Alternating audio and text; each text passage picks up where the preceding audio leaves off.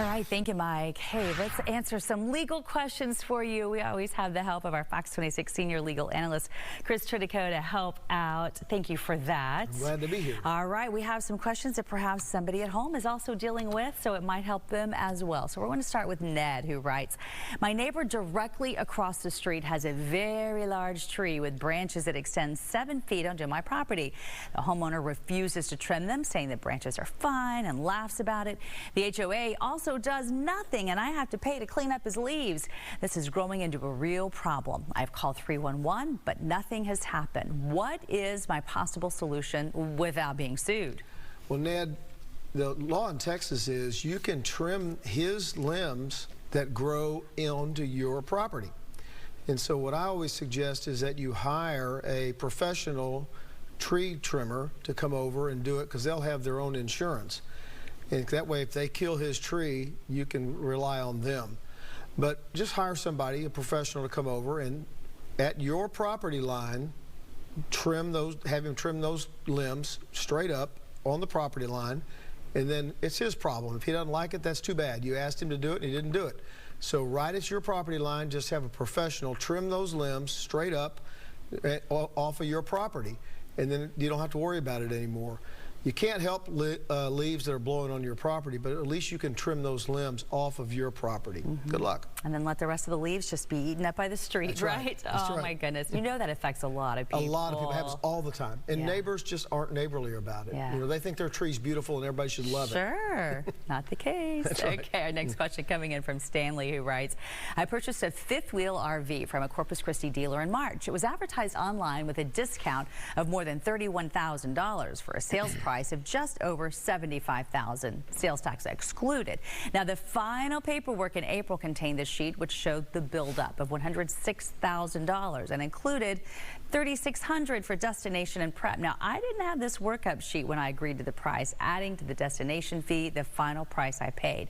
Have I not paid for this charge twice since it was already included in the discounted price? Should I expect a refund for what appears to be a double charge? Well, Stanley, you tried to attach those things to your email, but they didn't come through, so I couldn't look at it. But I don't think that that was in the advertised price. It never is, okay? And so you need to probably contact the lawyer of your choice to take a look at all this stuff for you, and can look at those advertisements and see the fine print on the advertisements, because probably somewhere in there it says destination charges not included. That generally is the case. If that's the case, then you didn't pay for that already.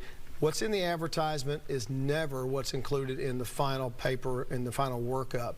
You shouldn't have signed it if you weren't happy with what that price was, and you should have worked all that out before you signed anything. But you need to get with the lawyer of your choice and see if you were double charged. If you were, you may have a cause of action, but I highly doubt it. All right?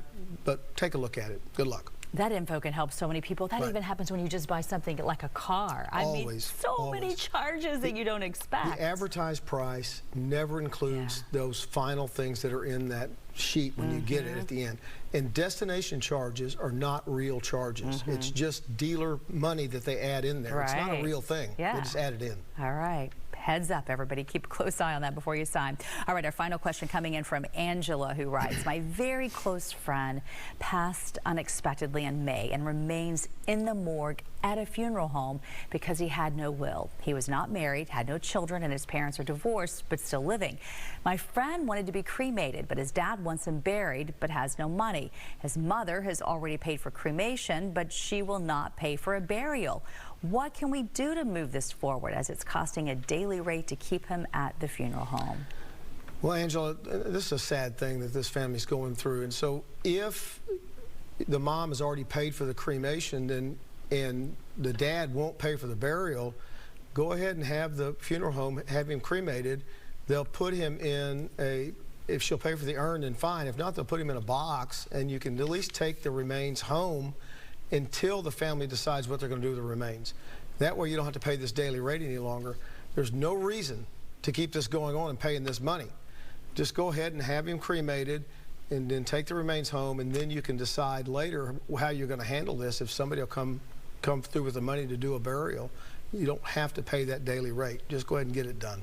Good luck. Oh, that's a tough emotional one. My it's hard. goodness, it really is. Well, if you want to send us your legal questions, just hop on our website. You can go to fox26houston.com. There you'll find Chris's segments under the Morning News tab.